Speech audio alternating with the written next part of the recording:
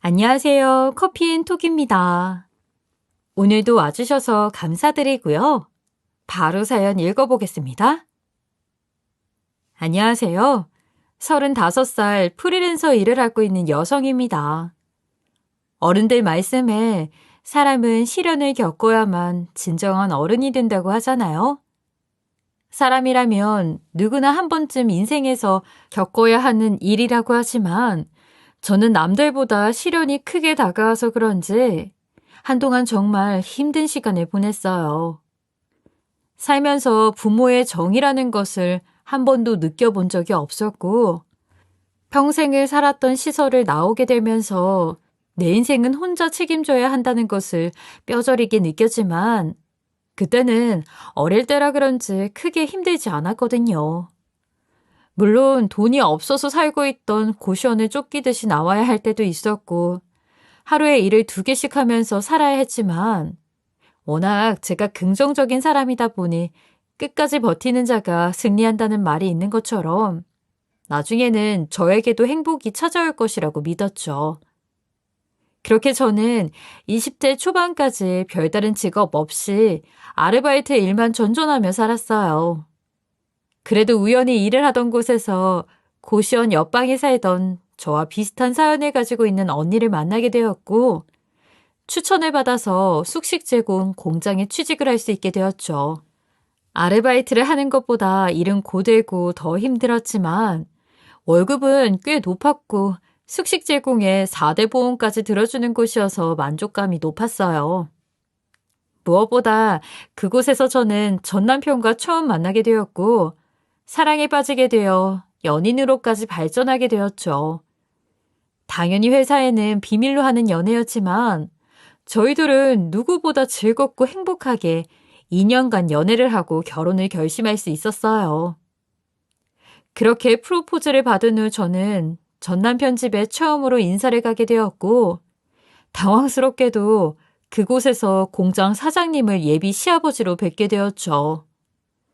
당시 저는 전 남편에게 시부모님 되실 분들이 누군지 듣지 못한 상태로 방문을 했었고 당연히 공장 사장님의 외동 아들일 것이라는 것을 전혀 예상하지 못했기에 깜짝 놀랄 수밖에 없었어요.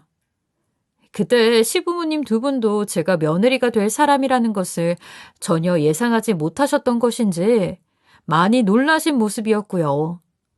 특히 전 시어머니는 제가 집으로 들어가자마자 표정이 굳으시더니 어떻게 천의 고아가 이 집안의 며느리로 들어올 수 있냐면서 이 결혼은 반대라고 절대 못 시킨다고 난리를 치셨죠.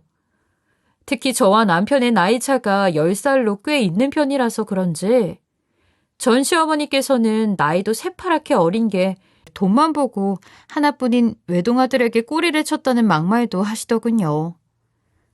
전 시아버지도 많이 놀라신 듯 보였지만 일단 집 안으로 들어와서 이야기를 하자고 하시더라고요. 그리고는 저와 전 남편에게 이것저것 질문을 하신 후에 결혼 반대를 하시는 이전 시어머니를 직접 설득하기 시작했죠. 제가 고아로 자란 것이 마음에 걸리기는 하지만 나쁜 아이가 아닌 것을 알고 있고 평소에 공장에서 인사성도 밝고 성실하게 일하고 있는 사람 중에 한 명이라 믿을 수 있다면서요. 하지만 이전 시어머니는 제가 그렇게도 싫으셨는지 거의 반년 이상 저희 둘의 결혼을 심하게 반대하시더라고요. 그러나 이 문제로 외동아들인 전 남편과의 사이가 점점 멀어지게 되자 결국에는 억지로 결혼을 허락하셨어요. 결혼을 허락하시겠다는 시부모님의 전화를 받고 저는 힘들게 허락을 받은 만큼 앞으로 이전 시부모님께 잘해야겠다 생각을 했죠. 그러나 저의 소식을 듣고 주변 사람들은 엎드려 절 받는 식의 결혼이 아니냐면서 괜한 시집살이를 할 것 같으니 어린 나이인데 고생길 택하지 말고 그냥 포기하라는 이야기를 많이 하시더라고요. 하지만 저는 이미 전 남편과의 결혼을 결심했고 주변 사람들의 조언은 귀담아 듣지 않았어요. 그저 저는 행복하게 결혼 생활을 해야겠다는 생각만 했죠. 결혼 이후 항상 누구보다 행복하게 해주겠다는 전 남편의 말처럼 저희 둘 사이는 정말 좋았어요. 아무래도 저와 나이 차가 있었기에 전 남편은 더욱더 많이 챙겨주고 사랑해주려고 노력을 많이 했죠. 그러나 이전 시어머니와의 사이는 시간이 지날수록 점점 더 안 좋아지기 시작했어요. 이전 시어머니는 항상 저를 보시면 천의 고아가 살림이나 제대로 할 수 있겠냐.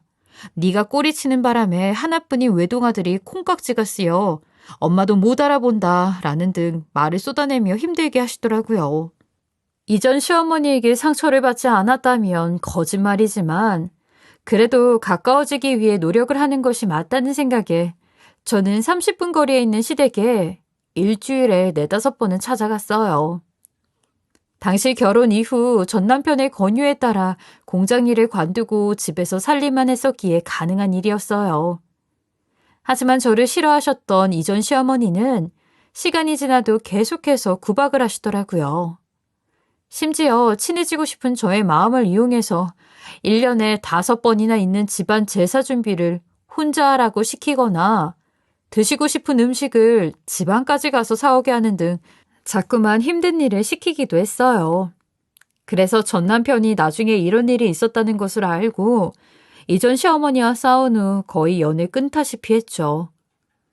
저와 전 남편은 결혼 생활을 5년 동안 했는데 그동안 계속해서 아이를 가지려고 노력을 많이 했어요.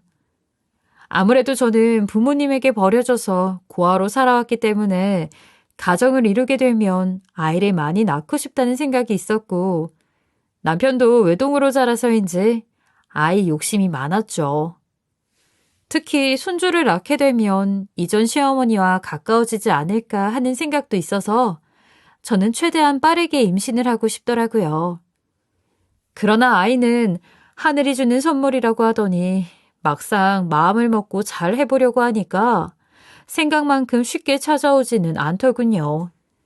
그래도 저는 포기하지 않고 산부인과도 다녀보고 유명하다는 한의원에도 다녀보고 효과가 좋다는 민간요법까지 해가면서 가진 노력을 다했어요. 그래서인지 5년 만에 기적적으로 임신을 할 수 있게 되었죠.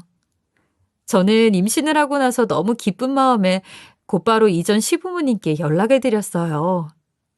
저희 부부만큼이나 이전 시어머니께서도 당연히 좋아하실 것이라는 생각에 잔뜩 신나 있었죠. 그러나 축하한다면서 너무 좋아하시는 이전 시아버지와는 다르게 이전 시어머니는 콧방귀를 뀌면서 냉담한 반응을 보이시더군요. 5년 만에 겨우 임신한 게 뭐 잘한 일이라고? 이 밤에 신나서 전화까지 하냐? 네? 어머니는 손주가 생긴 건데 안 기쁘세요? 저는 너무 행복해서 입이 근질거려 바로 연락을 드린 건데. 여자로 태어났으면 임신하는 게 당연한 일이지.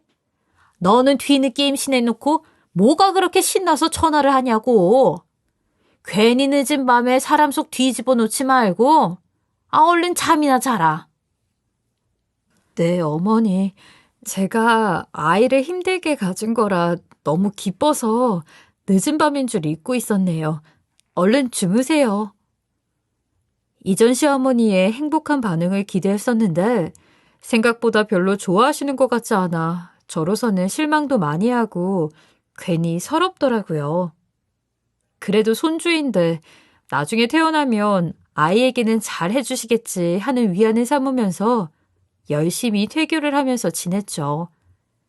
전 남편은 혹시나 제가 스트레스를 받을까봐 걱정이 되었는지 웬만하면 전 시어머니와 거리를 두고 지내라고 이야기했어요. 하지만 저는 며느리가 어떻게 시어머니와 거리를 두고 지내냐고 하면서 가까워지기 위해 훨씬 더 노력을 하겠다고 했죠. 그러나 이전 시어머니는 저의 마음을 전혀 이해해 주시지 않으셨어요. 오히려 아이를 가지니까 제게 임신한 유세를 떨고 싶어서 시댁에는 신경을 쓰지 않는 거냐고 윽박을 지르면서 자꾸만 집으로 불러들이시더군요. 결국 저는 이전 시어머니의 말씀을 무시할 수가 없었고 부르시는 대로 거역하지 않은 채 시댁으로 달려갔죠.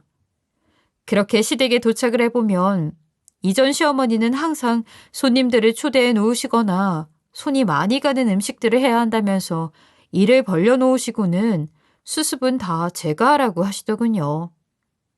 처음에는 안정기가 아니어서 힘든 일을 못한다고 어떻게든 피해보려고 했지만 시어머니의 성화에 못 이겨 결국에는 그 뒷수습을 다 제가 할 수밖에 없더라고요. 그래서인지 저는 알게 모르게 스트레스를 많이 받게 되었고 5년 만에 힘들게 가진 아이를 유선할 수밖에 없었죠. 세상 빛을 한 번도 보지 못한 아이를 떠나보내고 저는 거의 한 달을 누워 지내며 울기만 했었던 것 같아요. 괜히 아이를 떠나보낸 것이 다 제 탓 같아서 안 좋은 생각도 많이 했었죠. 이런 저의 모습을 보면서 전 남편은 많이 속상했는지 거리를 두고 지냈던 이전 시어머니와는 아예 연락을 끊더라고요. 그리고는 하루가 멀다 하고 술을 마시면서 힘들어했어요. 시간이 지날수록 이전 남편은 계속해서 망가져가고 그 모습을 보는 저는 괜히 나 때문에 이런 일이 벌어진 것 같아 자책을 하게 되고 마음이 아프더라고요. 앞으로 평생을 함께 살아야 할 사람이 부모와 연까지 끊고 저렇게 힘들어하는 모습을 보니 도저히 이대로는 안 될 것 같다는 생각이 들었죠. 그래서 결국 저는 전 남편과 이혼을 결심하게 되었어요. 당연히 저는 전 남편을 사랑했고 저 사람이면 평생 나를 끝까지 책임질 수 있을 것이라는 생각에는 변함이 없었죠. 하지만 언제까지 외동아들이 시어머니와 연을 끊고 살게 내버려둘 수는 없었어요. 그리고 저도 더 이상 막무가내로 행동하는 전 시어머니와 맞춰서 평생을 가족으로 살아갈 자신이 없었고요. 그래서 어쩔 수 없이 이런 선택을 하게 되었죠. 처음에 전 남편은 저에게 미쳤냐며 이혼은 절대로 안 된다고 이리저리 도망다니기 바빴어요. 하지만 오랫동안 대화를 하면서 저의 생각을 듣고 계속해서 설득을 하니 결국에는 수긍을 하고 도장을 찍어주겠다고 하더라고요. 그래도 사랑이 식거나 서로 사이가 나빠져서 이혼을 한 것이 아니었기에 전 남편과는 가끔씩 연락을 주고받으며 소식은 들을 수 있었어요. 전 남편의 이야기를 들어보니 이혼을 하고 나서 함께 살던 신혼집에 도저히 혼자 살 수 없을 것 같아 정리하고 다시 집으로 들어갔다고 하더라고요. 그 이야기를 듣고 마음이 조금 싱숭생숭하기는 했으나 부모님과 함께 지낸다니 잘 되었다 싶었죠. 그렇게 한 1년 정도를 전 남편과는 연락을 이어갔어요. 그러다 문득 저희 둘은 이미 이혼 도장 찍고 헤어졌는데 이렇게 다시 연락을 해도 되는 건가 하는 생각이 들더라고요. 무엇보다 어쩔 수 없이 이혼을 했다 보니 1년이 지나도 사랑하는 마음은 컸고 애달픈 마음이 있었어요. 어른들 이야기를 들어보면 이 세상에서 사람 욕심이 제일 무섭다고 하잖아요. 전 남편과 이렇게 계속해서 연락을 주고받게 되면 나중에는 만나서 밥을 먹고 싶을 거고 더 이어지게 되면 재결합을 하고 싶어질 수도 있을 것 같았어요. 둘 사이에 아이가 있는 것도 아닌데 계속 연락을 이어가는 것도 웃기고 그래서 결국 힘들지만 일방적으로 연락을 끊을 수밖에 없었죠.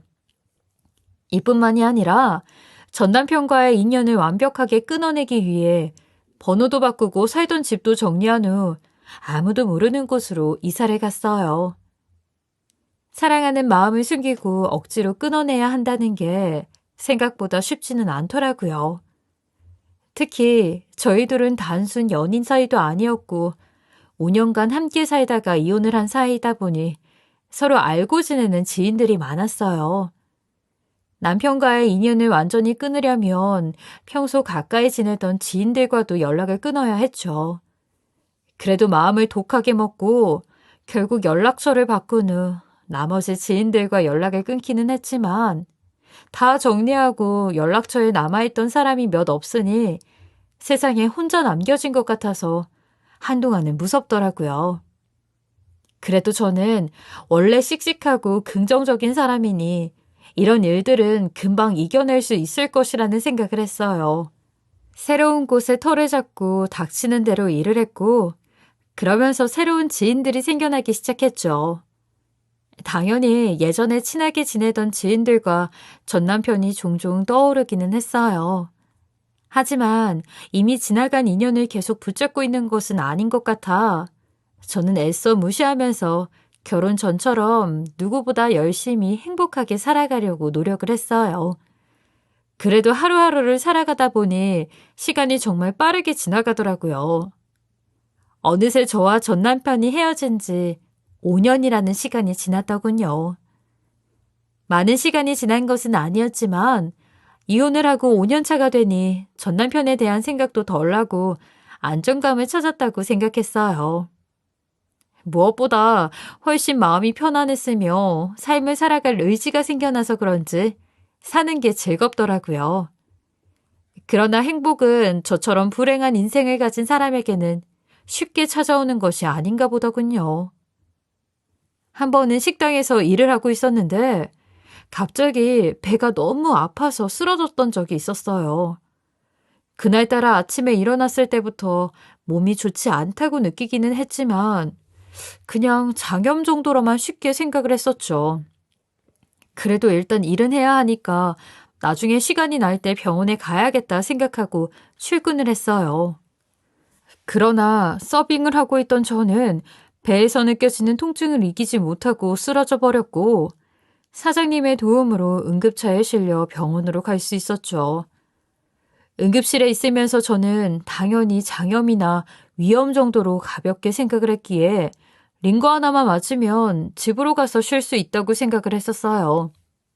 그러나 저에게 어떤 증상이 있는지 물으시던 의사 선생님은 심각한 표정으로 MRI나 CT를 찍어보고 다시 이야기하자고 하시더군요.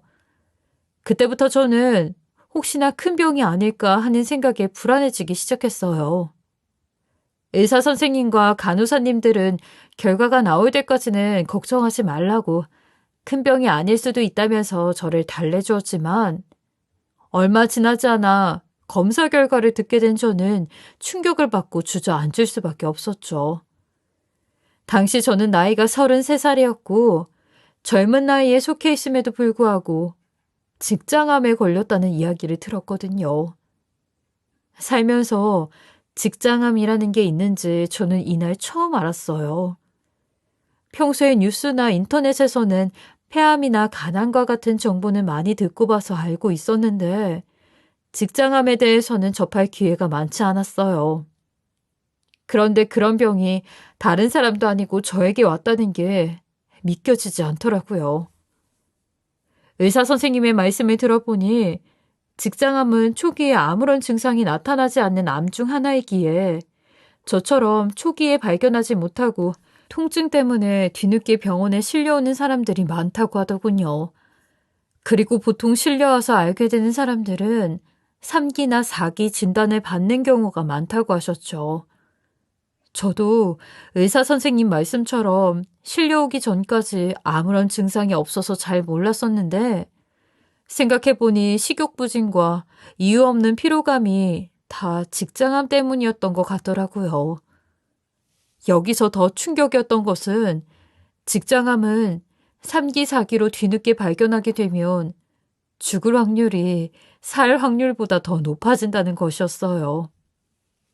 솔직히 할 수만 있다면 다른 사람들은 멀쩡하게 좋은 조건에서 태어나서 잘 살고 있는데 왜 나에게만 이런 시련을 주시는 거냐고 신에게 가서 따져먹고 싶었어요.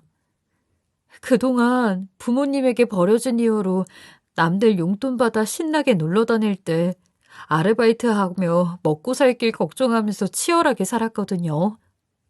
그런 저에게 유산에 이혼까지 하게 만든 것도 모자라 직장암 3기 아니면 4기에 해당할지도 모르고 죽을 날 받아놓고 살라고 하다니요. 사고 싶은 거, 먹고 싶은 거 다 포기하고 살았는데 이런 일이 있을 줄 알았다면 그냥 미래 걱정하지 말고 쓰면서 살 걸 이라는 후회와 억울함이 밀려오더군요. 저의 표정을 걱정스럽게 살피던 의사 선생님은 그래도 예전과는 다르게 최근에는 수술 기술이 많이 발달되었고 그로 인해 생존율이 증가하고 있다고 하시면서 안심을 시켜주셨어요. 그러면서 주변 림프절로 전이가 된 상황이지만 간이나 폐와 같은 중요 장기에는 전이가 발견되지 않아서 저는 그래도 다른 사람들보다 생존율도 높고 상황이 긍정적이라고 하시더라고요. 그러나 저로서는 너무나도 절망스러운 상황이었고 의사 선생님의 말씀이 귀에 들어오지 않을 정도로 큰 충격을 받아 당장이라도 생을 마감하고 싶을 정도였어요. 그래서 진료실에서 아무 말도 하지 못하고 눈물만 계속 흘렸죠. 그런 저에게 의사 선생님은 제가 진료실을 나오기 전에 이런 말씀을 꺼내시더군요. 환자분, 혹시 이런 말 들어본 적 있어요? 어떤 말이요? 가장 절망적인 순간일 때 삶에서 빛이 보인다. 갑자기 그게 무슨... 제가 그냥 위로해드리려고 하는 말이 아니라 환자분같이 큰 병에 걸려 절망적인 순간을 겪고 있을 때 마음만 잡고 포기만 하지 않으면 어둠 속에서 빛이 보인다더라고요. 제가 옛날에 의료봉사에 갔을 때 그곳에 계시던 수녀님이 말씀해 주셨어요. 그러니까 환자분도 너무 절망하지 마시고 포기만 하지 않겠다는 생각으로 버텨보시는 게 어떨까요? 그렇게 되면 혹시 좋은 소식이 들릴지 아무도 모르는 일이잖아요. 네, 알겠습니다. 저는 힘이 빠져 축 늘어진 채로 진료실을 나왔어요. 그 순간에는 의사 선생님이 아무리 좋은 말씀을 해주셔도 전혀 마음에 와닿지 않더라고요. 직장암이라는 것을 알게 된 순간 삶의 의미를 놓아버려 일하고 있던 식당도 그만두고 프리랜서로 집에서 하던 일도 그만두게 되었죠. 그렇게 저는 1도 3도 버린 사람처럼 반포기 상태로 병원에 의무적으로 다녔던 것 같아요. 직장암 판정을 받고 저는 바로 치료를 시작했는데 4번째 진료가 있던 날 우연히 병원에서 전 남편을 마주치게 되었어요.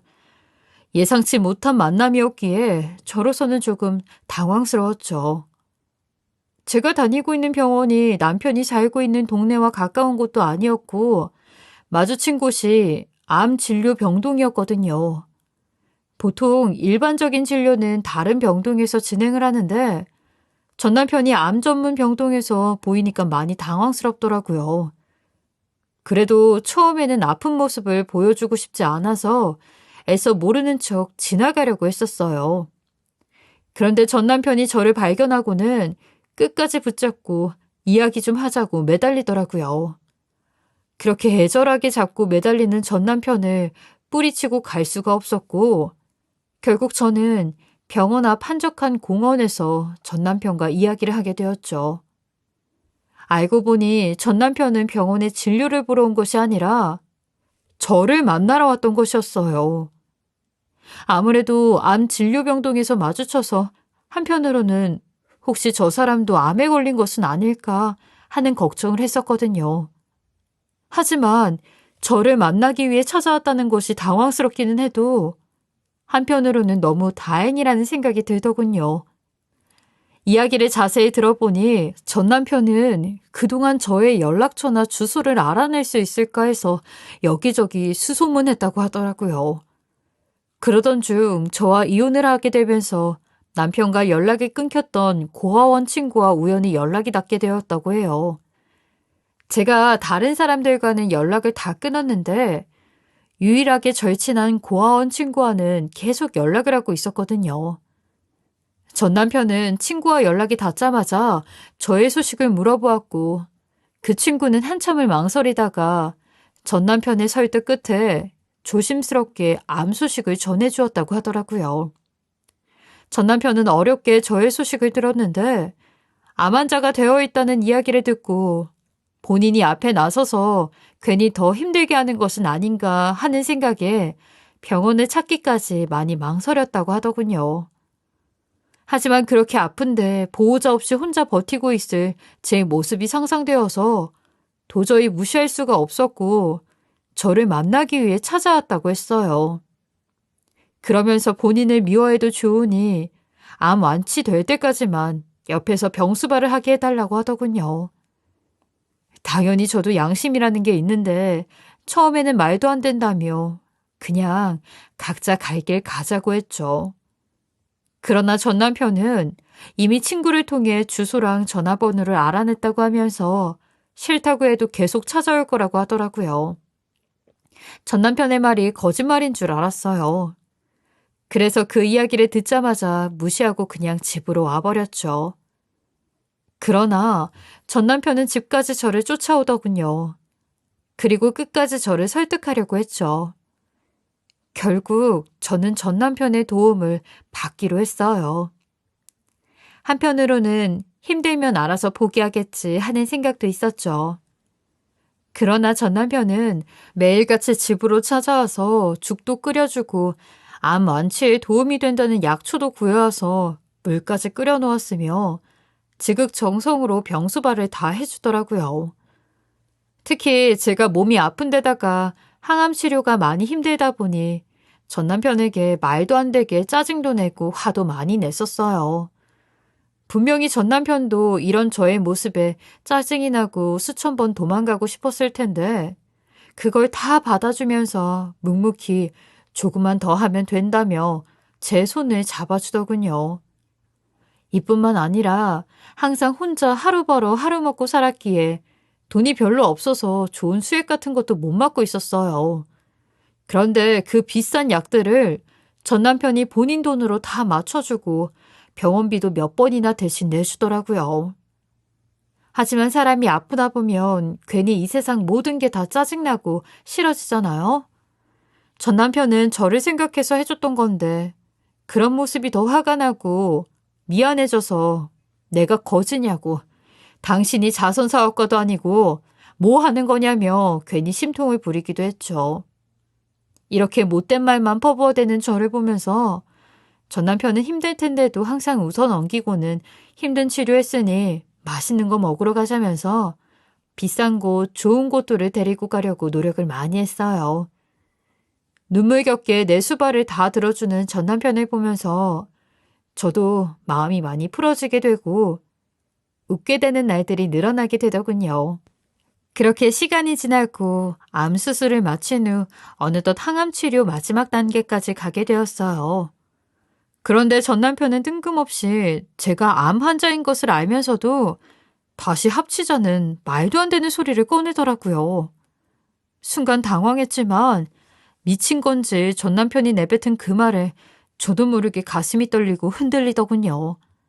하지만 이건 말도 안 되는 일이었고 다시 예전처럼 두 번 다시 힘든 시간을 겪고 싶지 않았죠. 그래서 무슨 헛소리를 하는 거냐며 그럴 거면 앞으로는 내 앞에 나타나지 말라고 하면서 전 남편을 계속 밀어내기만 했어요. 그러나 전 남편은 포기를 모르는 사람이었고 저는 애써 마음을 독하게 먹고 당신 인생을 나 때문에 망치기 싫다면서 거절을 할 수밖에 없었죠. 그래서인지 전 남편은 저의 거절에 한동안은 연락이 없었고 저를 찾아오지도 않았어요. 솔직히 전 남편에게 너무 심하게 이야기한 것은 아닌가 하는 생각에 괜히 마음이 뒤숭숭하고 걱정이 되더라고요. 그래서 연락을 한번 해볼까 했었지만 아무리 생각해도 제가 싫다고 거절을 해놓고 이제 와서 괜찮냐고 연락을 하는 것이 말이 안 되는 일이었죠. 그리고 전 남편이 저와는 나이 차이가 있는 상황이었지만 44살로 아직 젊은 아이니 나보다 더 좋은 여자를 찾아서 새 출발을 했으면 하는 생각도 있었어요. 그래서 당장이라도 연락을 하고 싶었지만 애써 꾹 참았죠. 그렇게 저는 다시 혼자가 되었어요. 어느 날 새벽에 잠을 자고 있었는데 누군가 미친 듯이 초인종을 누르더라고요. 처음에는 이 새벽에 대체 무슨 일인가 싶어 약간 무서운 채로 문을 열었죠. 그런데 전 남편이 눈앞에 서 있더라고요. 아니, 이 시간에 연락도 없이 무슨 일이야? 당신 지금 당장 임신할 수 있어? 아이, 그냥 우리 아이 가져버리자. 그게 대체 무슨 말이야? 뜬금없이 이 새벽에 찾아와서 아이를 가지자니. 당신 혹시 어디서 술이라도 먹고 온 거야? 그게 아니라 우리 아버지가 오늘 내일 하시는데 우연히 아버지 서재에 들어갔다가 변호사에게 공증까지 받은 유언장을 발견했거든.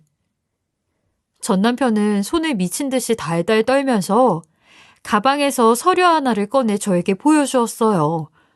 저는 대체 전 남편이 무슨 이야기를 하고 있는 건지 도저히 이해가 되지 않아서 건네받은 서류를 자세히 살펴보았죠. 그런데 이전 시아버지의 유언장을 보니 본인 아들이 누구라도 좋으니 결혼을 해서 애를 낳으면 본인 앞으로 되어 있는 3층짜리 꼬마 건물을 증여하겠다고 작성되어 있더라고요. 하지만 저와 전 남편은 이미 끝난 사이였고 이전 시아버지가 유언장에 이렇게 작성해 놓았다고 해도 암 환자인 제가 무엇을 할 수 있겠냐는 생각이 들었죠. 그래서 아버님이 이렇게 유언장을 작성해 놓았으니 이제 와서 우리가 아이를 가지자는 거야? 정신 차려. 나는 당신이랑 이혼을 했고 게다가 암 환자야. 그리고 우리 부부로 있을 때도 5년 만에 겨우 아이 가졌다가 유산까지 했잖아. 그게 하루아침에 되는 일도 아닌데 다른 여자를 찾아보던지 그냥 포기해. 암 환자인 게 뭐 어때서? 나는 아직 당신 사랑하고 있는데 당신도 나랑 같은 마음 아니야? 나랑 같이 합치고 우리 노력해서 아이 낳으면 내가 아버지한테 그 건물 받아서 팔고 그 돈으로 당신 병도 고쳐주고 돈 걱정하지 않고 좋은 약도 사주고 싶고 좋다는 치료도 다 받게 하고 싶어. 당신 미쳤어? 그 힘든 치료 병수발까지 다 해주고 이제는 아버님한테 유산으로 건물 받아서 그걸 팔아 좋은 치료 받게 해주고 싶다고? 아무리 아버님이 오늘 내일 하신다고 해도 그렇지. 전 와이프 치료 받게 해주겠다고 건물 받자마자 팔면 참 좋아하시겠다. 쓸데없는 소리 말고 얼른 가. 저는 애써 무시하며 집으로 들어가려고 했는데 전 남편은 이전 시아버지의 유언장을 들고 막 오열을 하면서 저를 붙잡더라고요. 나도 미친 소리인 거 알아. 당연히 부모님도 소식 듣고 좋아하지 않으실 거라는 것도 알고. 그런데 그렇게 해서라도 나 당신이랑 죽을 때까지 함께 살고 싶어.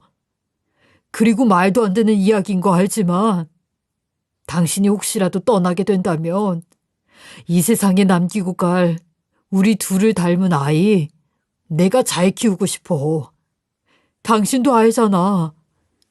우리가 얼마나 서로를 닮은 예쁜 아이를 가지고 싶어 했는지. 아무리 그래도 이건 아니잖아.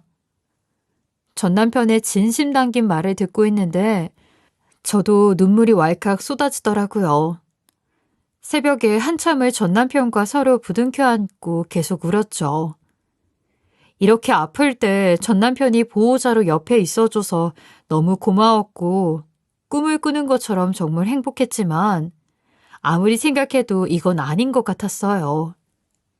만약 전 남편과 합친다고 해도 괜히 큰 죄를 짓는 것처럼 불편한 마음이 들더군요. 무엇보다 당시 치료는 거의 끝난 상태였지만 완치가 된 것도 아니고 혹시라도 잘못되면 아이를 출산한다고 해도 엄마 없는 아이로 커야 하잖아요.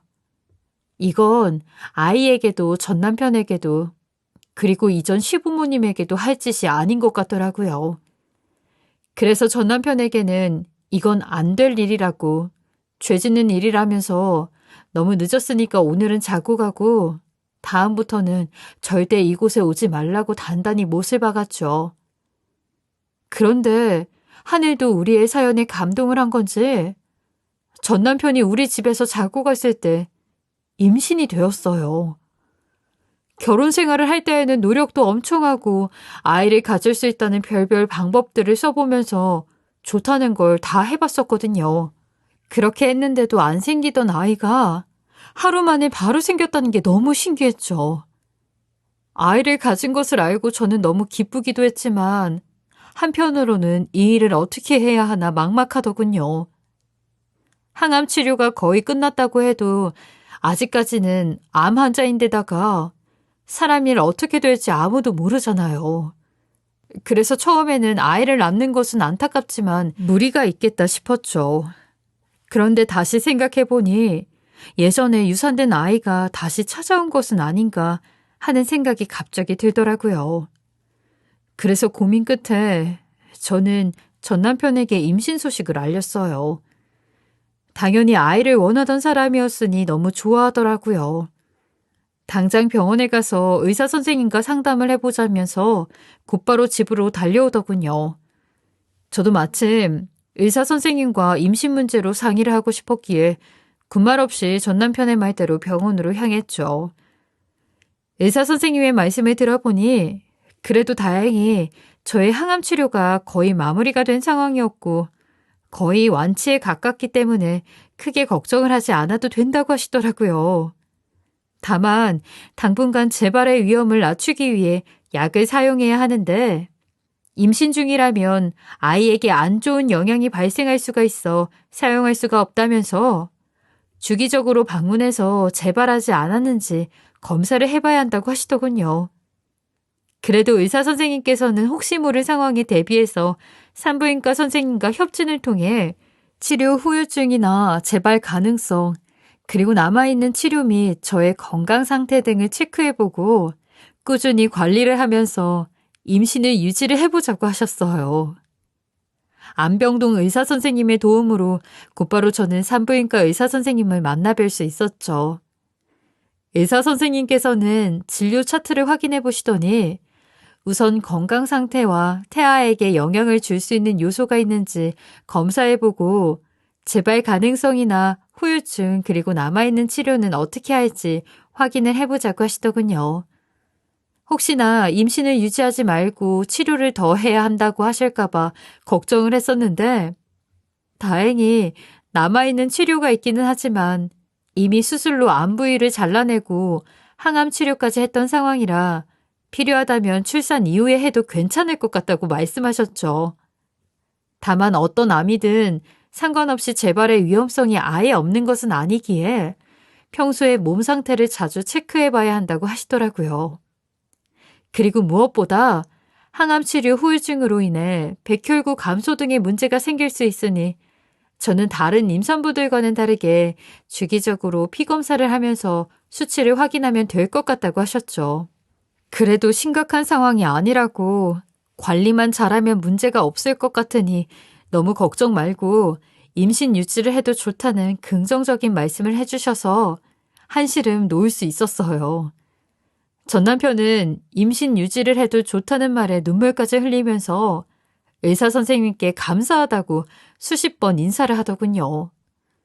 저도 너무 기뻐서 눈물이 다 나오더라고요. 이후 저는 무사히 10달 동안 아이를 품을 수 있었고 걱정과는 다르게 아주 건강한 딸을 출산할 수 있었어요. 그렇게 힘들게 아이를 낳고 병실로 들어갔을 때 저는 그곳에서 전 남편에게 잊을 수 없는 프로포즈를 받을 수 있었어요. 전 남편은 제 앞에서 반지 3개를 꺼내며 보여주면서 이야기를 시작했어요.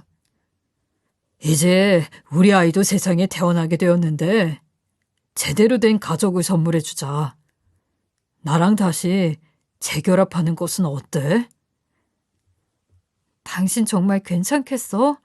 시부모님 반대 심하실 것 같은데. 지금 손녀가 세상 밖으로 나왔는데 당연히 좋아하시겠지. 그리고 이제 막 내 딸이 밖으로 나왔는데 보자마자 이산가족 만들 거야? 내가 우리 딸 목까지 가족 반지 맞춰왔단 말이야. 저는 결국 전 남편의 말에 흔들리게 되어 재결합을 결심할 수 있었어요. 그래서 출산 후 몸조리가 끝나고 나서 다시 혼인신고를 하였고 지금은 남편과 아내로 서로를 아끼면서 잘 살고 있죠. 그리고 시아버님은 우리 딸이 태어나고 3개월 뒤 돌아가시게 되었고 지난번에 남편이 가지고 온 유언장 속 내용처럼 건물을 상속받을 수 있었어요. 시어머니는 저와 남편의 소식을 듣고 나서 분통해하며 억울하다고 땅을 치셨는데 저희 두 사람 사이에 아이까지 있으니 결국에는 마지못해 인정을 해주시더라고요. 예전 같았으면 일부러 시어머니한테 가서 잘 보이려고 안간힘 쓰며 노력을 했겠지만 한번 이혼을 경험하고 보니 굳이 가까이 하지 않는 것이 서로에게 좋은 일이라는 생각이 들더군요. 왜 옛말에 3살 버릇 80까지 간다는 말이 있잖아요.